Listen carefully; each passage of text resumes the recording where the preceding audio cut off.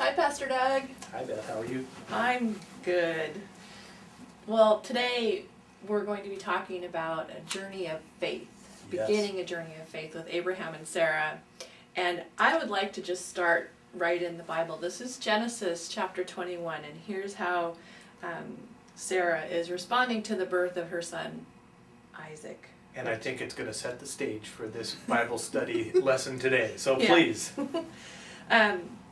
God has brought me laughter, and everyone who hears about this will laugh with me. And she added, who would have said to Abraham and Sarah who would have said to Abraham that Sarah would nurse children? Yet I have borne him a son in his old age. Sense of humor. And Isaac means? Laughter. Laughter. Yes. Yes. And a sense of humor will be good to have with this Bible study about Abram and Sarai, soon to become Abraham and Sarah. Yes. Yeah. All right. What are Well, our goals? Our goals that we're going to accomplish with kids are that they would know who Abraham and Sarah are. And we do talk with kids about the chronology of the Old Testament. So we've got creation, Adam and Eve, Noah, the flood, Tower of Babel, and then we get to Abraham and Sarah. And we're always, later on we talk about, the God of Abraham, the God of Isaac, the God of Jacob. So this is one of those foundational stories. Father Abraham. Father Abraham. That's right. That's right. You could start singing. I know. And then the big overall picture that we're trying to accomplish with kids is God made this covenant, this promise to Abraham. And it holds true for us today, and we can own those promises also. So to help kids understand what is a covenant, what is that, and that God makes his promises and he keeps them. Yes. Whether they're in the Bible or like today in prayer, he will always answer prayer, whether it's in his time, it's always in his time frame, but they'll get it. See, laugh with us. Have a sense of humor. Yes, they'll get it. We all enter into a covenant with God in our baptism, and so we'll tie that covenant of baptism with talking about some of the history of covenant that we see in the story of Abraham and Sarah. Yeah, we'll be exploring baptism. Good. And covenant. We'll also identify ways that God is still faithful in our lives today, and help children be able to find those ways and look for them. And then to understand that God chooses us, not that we choose God. God is, he's always reaching down. He's always there for us.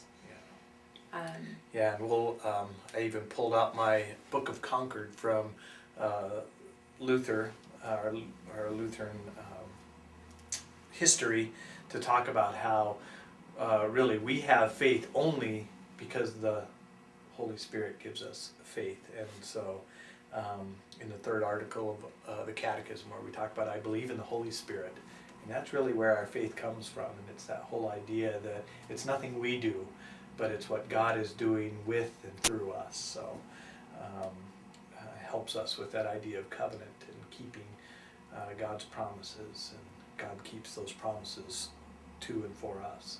Yeah, this is a big Yeah, this is a big one. Big story, I know. And then to understand that they are part of the family of God, the community of God, this community of believers in faith, and how important that is. We have two memory verses. The first one is Genesis 17:7. I will always keep the promise I have made to you and your descendants, because I am your God and their God. And that again ties in that connection for us all through the generations. And Genesis 22:17a. I will surely bless you and make your descendants as numerous as the stars in the sky and as the sand on the seashore.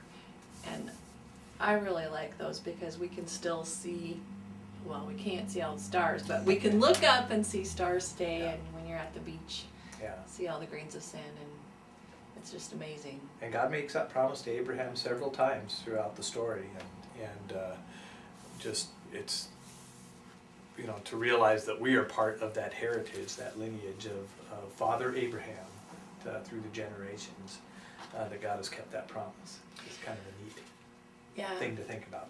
So what we're going to do is we're going to take a look at the different places in the book of Genesis that this story takes place.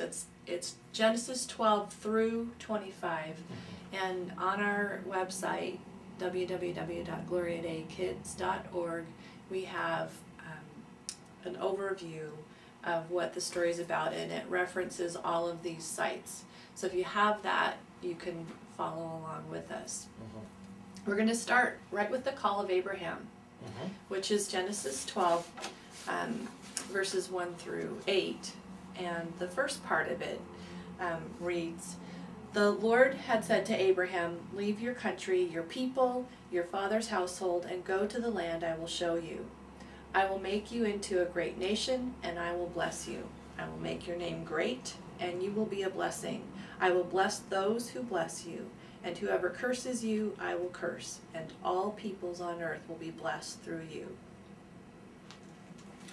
Yeah, interesting start to the story of Abram at that point. He, I believe it says that he's around 90 years old at that time in his life, and so to pick up and move his whole tribe. I mean, again, families weren't just Abram and Sarai at that point.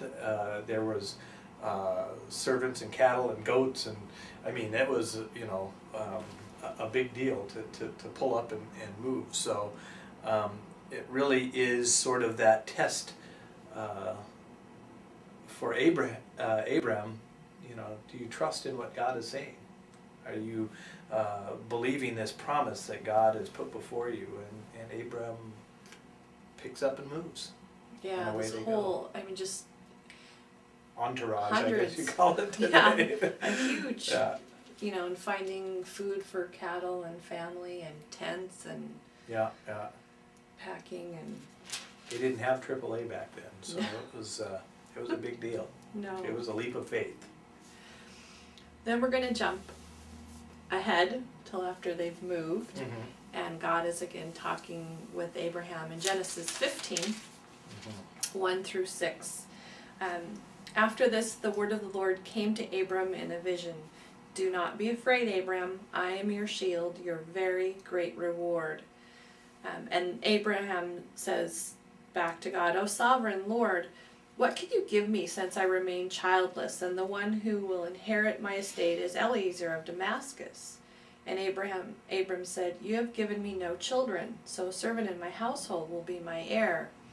The Lord takes Abram outside and says, "Look up at the heavens and count the stars, if indeed you can count them." Then he said to him, "So shall your offspring be." Abram believed the Lord, and he cited it to him as righteousness. He also said to him, "I am the Lord who brought you out of Ur of the Chaldeans to give you this land to take possession of it." But Abram said, "O sovereign Lord, how can I know that I will gain possession of it?" So the Lord said, and we're going to get into this covenant. This is the actual making of the covenant. So, bring me a heifer, a goat, and a ram, each 3 years old, along with a dove and a young pigeon. Abram brought all these things to him, cut them in two, and arranged the halves opposite each other. The birds, however, he did not cut in half. Then the birds of prey came down on the carcasses, but Abram drove them away. As the sun was setting, Abram fell into a deep sleep, and a thick and dreadful darkness came over him. Then